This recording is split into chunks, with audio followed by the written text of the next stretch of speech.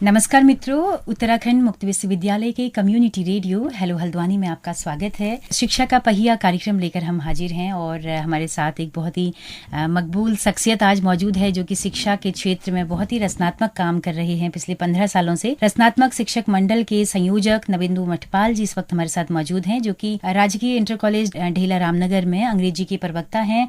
नविंदु जी, बहुत बहुत स्वागत है आपका हमारे स्टूडियो में। धन्यवाद। जी।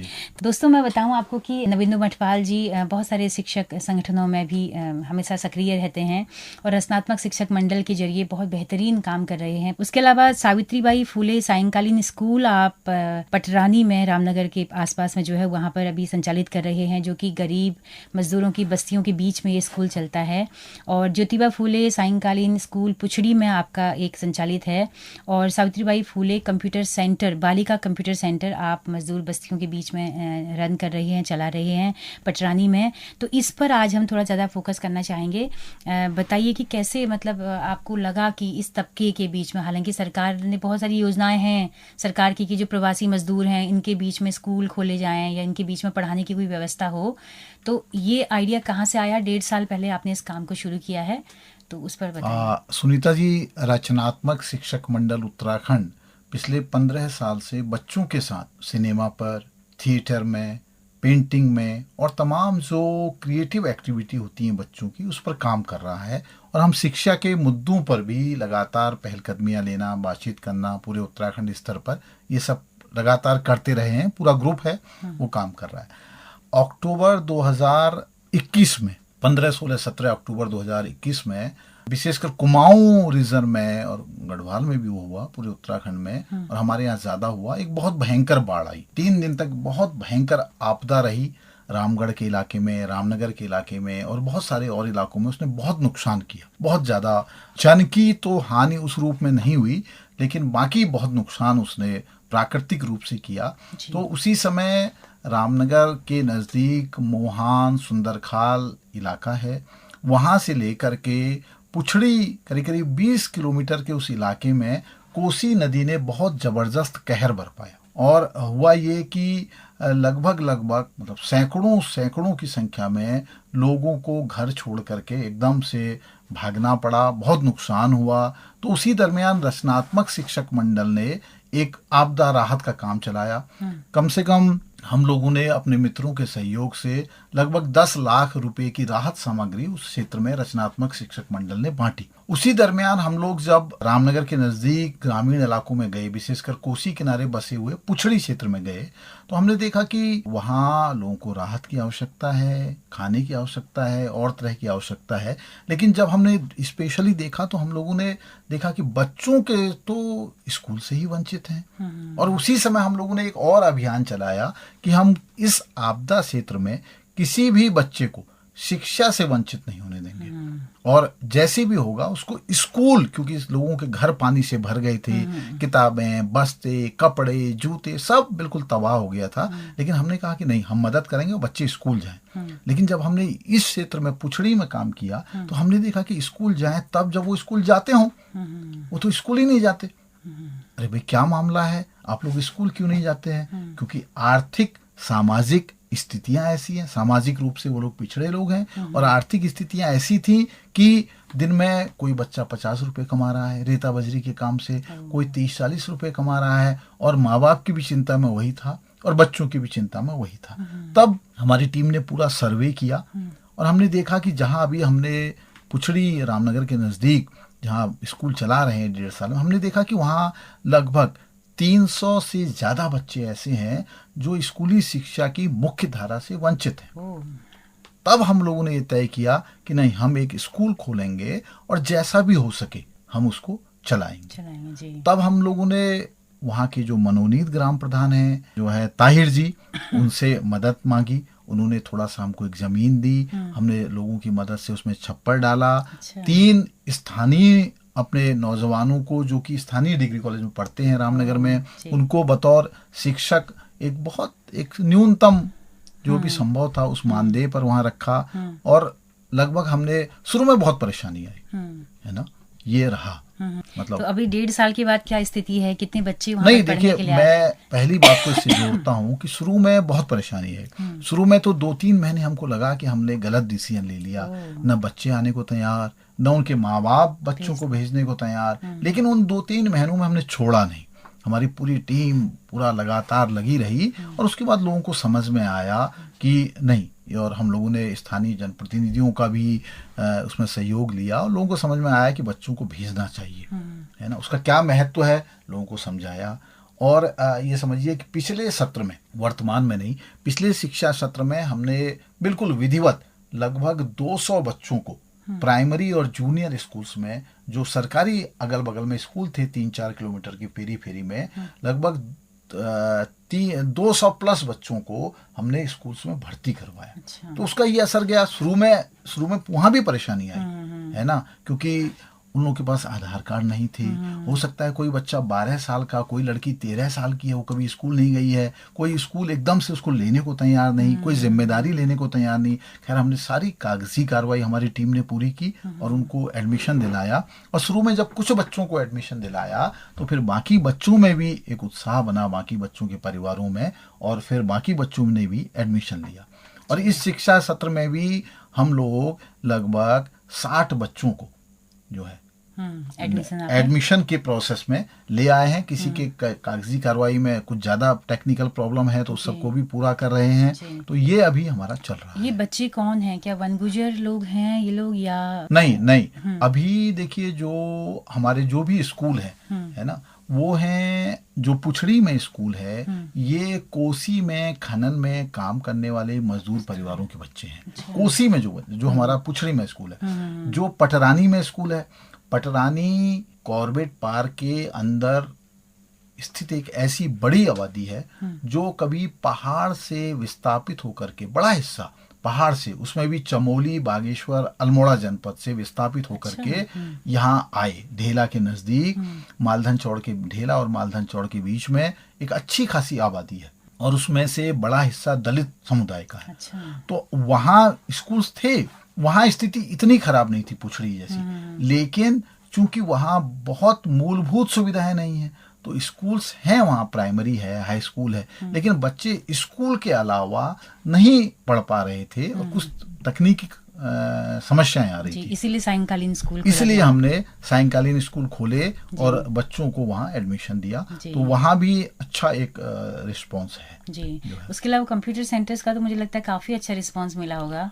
तो कंप्यूटर सेंटर के रूप में ऐसा हुआ कि हमें लगा, क्योंकि देखिए अभी जिस तरह की भर्तियां हो रही हैं विशेषकर, है ना, या जीवन में भी हम महसूस कर रहे हैं कि कंप्यूटर एक बहुत महत्वपूर्ण चीज हो गई है ना।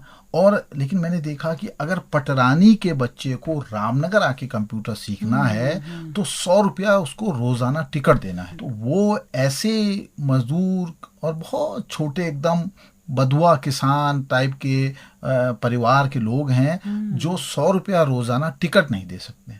तब हमें लगा कि कम से कम बेसिक कंप्यूटर सीख लें। किसी एग्जाम में बैठना है, कुछ कंप्यूटर आए। तो हमारे वहाँ एक बच्ची ने, जो हमारी एक स्टूडेंट ने वहाँ पर पटरानी में कंप्यूटर में ITI किया था, फिर हमने उनसे बात की और हमने वहाँ पर 2 कंप्यूटर से एक जो है कंप्यूटर सेंटर, अभी मुख्य रूप से बालिकाओं के लिए है, ऐसा बालकों के लिए मना नहीं है जी। लेकिन बालिकाओं को केंद्रित करके उस कंप्यूटर, अभी हमारे पास वहाँ पर 40 स्टूडेंट्स। अच्छा। और 2 कंप्यूटर हैं? 2 कंप्यूटर हैं। अच्छा। 2 कंप्यूटर हैं। तो सहयोग इसमें आप लेते हैं, जन सहयोग, या कैसे चलते हैं? नहीं, देखिए, एक तो हमारी अपनी टीम है, रचनात्मक शिक्षक मंडल की छोटी सी शिक्षकों की टीम, चीजों को व्यवस्थित करने में और जो भी तैयारियां करनी है उसमें वो टीम काम करती है। आर्थिक रूप से हम जनमानस से सबसे अपील करते हैं और अभी तक का निश्चित रूप से हमारा ये अनुभव है कि बहुत अच्छा रिस्पांस हमें मिला। हम चला रहे हैं, परेशानियां हैं, बहुत जटिलताएं हैं। जैसे अभी हमारा जो पुछड़ी का छप्पर है वो पूरी तरह से क्षतिग्रस्त है और अगले 3 महीने बारिश है। अगर हमने उसे ठीक नहीं किया तो हम 3 महीने के लिए बच्चों को नहीं पढ़ा पाएंगे। हमारी इस समय की चिंता यही है ना। हर रोज हम इसी बात को लेके परेशान है कि ये छप्पर कैसे खड़ा हो ताकि 3 महीने हमारे अच्छे से पढ़ाई हो। तो समस्याएं हैं, जी जी लेकिन उसके बावजूद भी हमें ऐसा जन सहयोग मिल रहा है कि जी हम काम कर पा रहे हैं। कर पा रहे हैं। तो बहुत ही शानदार बातचीत आपने बताई। हमारे तमाम श्रोता जो सुन पा रहे हैं, कितनी अच्छी पहल है। एक सरकारी शिक्षक हैं, अपना स्कूल भी देख रहे हैं, उसके अलावा भी इस तरह के काम कर रहे हैं। वैसे तो सर्व शिक्षा अभियान के जरिए पिछले 20-30 सालों से सर्व शिक्षा हाँ, अभियान है, लंबे समय से हर सर्व बच्चे शिक्षा को अभियान है। स्कूल तक पहुंचाने की मुहिम चलाई गई है, लेकिन फिर भी छूट जाते हैं। कई बार वही आधार कार्ड नहीं होता, कई बार कुछ नहीं होते हैं। तो एक बहुत अच्छी पहल है। देखिए, सायंकालीन स्कूल है, बच्चा शाम को, माँ बाप काम पे हैं तो बच्चा एकदम कुछ नहीं कर पाते हैं, तो एक अच्छा टाइम भी नहीं, उनका। उसके अलावा सबसे इम्पोर्टेंट बात यह है कि हम उन लोगों को सारा जो भी विद्यालय की सामग्री है, अच्छा, वो भी दे रहे उनकी हैं। कॉपी किताब है, इवन देन जाड़ों में उनको हम लोग ट्रैक सूट देते हैं। अच्छा। हमने पिछले साल और फिर उससे पिछले साल भी, लास्ट ईयर हम लोगों ने जन सहयोग से लगभग 300 ट्रैक सूट बांटे हैं। अच्छा है ना, अच्छा। एक अच्छी खासी संख्या, मतलब ये है। और टाइम भी उनको कपड़े देते हैं, बिल्कुल। कोशिश करते हैं कि वो एक ड्रेस जैसा कुछ बन पाए उनका। जी जी। जूते लोग सहयोग में देते हैं। अच्छा। है ना, ये सब भी हम लोग पूरा उनको, बिल्कुल है बिल्कुल। ना, और इरेजर कोई है भी वो काम है। जन सहयोग से करें तो मुझे लग रहा है कि सहयोग देने वाले को भी बड़ा अच्छा लगता है कि मैं कुछ काम कर पा रहा हूँ। और तो ये बहुत ही सुंदर काम था। आपने जाना 2 सायंकालीन स्कूल हैं और एक जो है कंप्यूटर सेंटर है बालिकाओं का। एक बहुत ही प्यारा कॉन्सेप्ट के साथ नविंदु जी ने शुरू किया है, पूरी टीम काम कर रही है। तो अब हम थोड़ा सा जानते हैं रचनात्मक शिक्षक मंडल को। 15 साल पहले इसकी नींव रखी गई थी। थोड़ा सा बताइए कि क्या क्या काम कर रहा है, कौन सी मैगजीन आती है, किस तरह से काम चल रहा है। नहीं, अभी देखिए, इस समय मैगजीन वाला काम तो हमारा नहीं है, बहुत अच्छा सीधी बात है। जी। लेकिन रचनात्मक शिक्षक मंडल ने मुख्यतः शिक्षा के तमाम सवालों को लेके बहुत अच्छी खासी गोष्ठियाँ पूरे उत्तराखंड स्तर पर कराई हैं। है ना, और उस पर जैसे जब आरटी आया तो ये आरटी क्या वास्तव में शिक्षा को नई दिशा देगा या कहाँ तक ले जाएगा, हम लोगों ने इस सवाल को खड़ा किया। ये सरकारी शिक्षा के कितना हितैषी होगा या नहीं ये कर पाएगा चीज़ों को ठीक, इस सवाल को खड़ा किया। और देश के बहुत जाने माने शिक्षाविद हमारे तमाम उसमें पार्टिसिपेट किए, तमाम लोग आए। और अभी भी हम लोग विशेषकर रामनगर क्षेत्र में और जगह भी प्रयासरत हैं, लेकिन रामनगर क्षेत्र में एक तो हम लोग बच्चों के साथ थिएटर पर काम कर रहे हैं। अच्छा। है ना, बहुत अच्छी खासी हमारी टीम है जो लगातार एक्टिविटी में रहती है। हम लोग उनके रविन्द्रनाथ टैगोर, प्रेमचंद जी जैसे मतलब बड़े साहित्यकारों के नाटक लेके दिल्ली तक गए हैं। है ना, पूरे उत्तराखंड में घूमे हैं। एक ये हम काम करते हैं, हम बच्चों को एक ऐसा सिनेमा जो उनको एक अच्छे समाज बनाने में, एक अच्छा विद्यार्थी बनाने में, है ना, एक अच्छा नागरिक बनाने में सहयोग करे, वो वाला काम हम करते हैं। सिनेमा उनको दिखाते हैं और ऐसी एक्टिविटी जो उनको कम से कम शिक्षा का जो बोझिलपन है उसको कम करे और वो लोग एक वास्तव में एक मतलब एक मस्ती लें, एक मजा लें वहाँ एक्टिविटी में। इस तरह के प्रयास हमारे रहते हैं और ये लगातार जारी है। जी। कितने शिक्षक इससे जुड़े हुए हैं पूरे उत्तराखंड के? नहीं, उसमें देखिए असल में संख्या को एग्जैक्ट हम इस रूप में इसलिए नहीं बता पाते हैं कि जो भी शिक्षक साथी वो सरकारी में है या गैर सरकारी में, अगर वो हमारी एक्टिविटी कराने को तैयार है, वो हमारी समझदारी से सहमत है, तो हम ये मान लेते हैं कि वो हमारे साथ है नहीं है। तो और वो जहाँ एक्टिविटी करना चाहता है उसको जिस तरह की सहायता चाहिए वो हम करते हैं। तो हम संख्या को इस रूप में नहीं वो करते हैं कि 20 हैं, 30 हैं, 40 हैं, कभी वो संख्या ज्यादा भी होती है। जो भी हट के कुछ काम कर रहा है वो आपके अगर बैनर तले करे या वैसे नहीं, अगर देखिए हमारा बहुत स्पष्ट मत है, ठीक है, अगर उसको लगता है कि रचनात्मक शिक्षक मंडल के वाला के नाम से करना है तो ये भी कर सकता है, और उसको लगता नहीं मैं स्वतंत्र रूप से कुछ करना चाहता हूँ तो हमें उसमें भी कुछ वो नहीं है। जी। हमारा मेन इंटरेस्ट है कि बच्चों के अंदर जो भी एबिलिटी है, योग्यता है, वो बाहर आए। और जो ये जबरदस्त बोझ से बच्चा दबता चला जा रहा है ना, और जो उसके बचपन को जो चीज समाप्त कर रही है ना, वो थोड़ा सा ठीक हो। हम ये जानते हैं कि हम बहुत कुछ नहीं कर पाएंगे, हम नहीं कर पा रहे हैं, लेकिन कुछ तो जहाँ पर हम हैं वहाँ कुछ तो हो, ये हमारा प्रयास है और यही रहेगा। बिल्कुल बिल्कुल। तो नविंदु जी, आप कितने सालों से पढ़ा रहे हैं? नहीं, मुझे पढ़ाते हुए तो 27 साल हो गए। 27 साल से पढ़ा रहे हैं। पूरा सिनारियो कितना बदला है, मतलब एक तो पहाड़ों से पलायन की वजह से स्कूल भी काफ़ी खाली हुए हैं, फिर भी लगता है कि तादाद है पहाड़ों में अच्छी और क्वालिटी बनी हुई है। नहीं, देखिए इसको असल में इस रूप में देखना होगा। मुझे लगता है कि सरकारी स्कूलों में आज के दिन में कौन बच्चा आ रहा है। अगर मैं 26-27 साल पहले के पुराने समय को देखता हूँ तो एकदम परिदृश्य दूसरा दिखता है मुझे, है ना। आज के देखता हूँ तो बहुत बदलाव हुआ है। कहीं ना कहीं शिक्षा का जो प्राइवेटाइजेशन है, जो एनजीओीकरण हुआ है, उसने एक बड़े तबके को सरकार, और कहीं ना कहीं जिस तरह की नीतियां हैं उन्होंने एक बड़े तबके को सरकारी शिक्षा से विमुख किया है। उसके कई सारे कारण हैं। उसके कारणों में कुछ लोग कह सकते हैं कि भाई हम भी उसके कारणों में हैं, जो लोग शिक्षा तंत्र से जुड़े हुए हैं, जो भी कारण है तो उससे विमुख किया है, तो कहीं ना कहीं एक गिरावट हम देखते हैं। लेकिन वो गिरावट असल में आप देखें तो पूरे तंत्र में वो गिरावट है, तो हम उससे बाहर नहीं हैं, तो हम पर भी उसका असर है। ये बात है, बिल्कुल सही बात है। अभी राजकीय शिक्षक संघ के आप कुछ मेंबर हैं? नहीं, मैं राजकीय शिक्षक संघ का मेंबर हूँ और और मैं पूर्व मंडलीय मंत्री रहा। मैं कर्मचारी शिक्षक संगठन का अभी मंडलीय अध्यक्ष हूँ, पूरे कर्मचारी शिक्षक। अच्छा। कई सारे मुद्दे तो हमेशा ही रहते हैं शिक्षकों के भी। हाँ, वो सब एक रेगुलर हुआ है। एक ज्वलंत सवाल जो है वो सब भी हमारे सामने रहते हैं, उस सब पर भी एक्टिविटी रहती है। बिल्कुल, और एक बड़ी मैन पावर है शिक्षा विभाग में, अगर हम देखें तो कभी हम शिक्षक कर्मचारियों के मुद्दों पर हम चाहते हैं कि बात करेंगे अगली बार। तो आज की बातचीत को यहीं पे समाप्त करते हैं। बहुत सारी बातें आपने बताई शिक्षा से जुड़ी हुई, इतना वक्त हमारे श्रोताओं के लिए निकाला, बहुत बहुत शुक्रिया आपका। चलिए, धन्यवाद। जी। तो दोस्तों, आप सबका भी बहुत शुक्रिया इस कार्यक्रम में अंत तक हमारे साथ बने रहने के लिए। रचनात्मक शिक्षक मंडल को आपने जाना, इन पहलों को जाना जो सायंकालीन स्कूल के तौर पर खोली गई हैं। आप सब लोग भी अपने आसपास इस तरह की कोशिशें कर सकते हैं।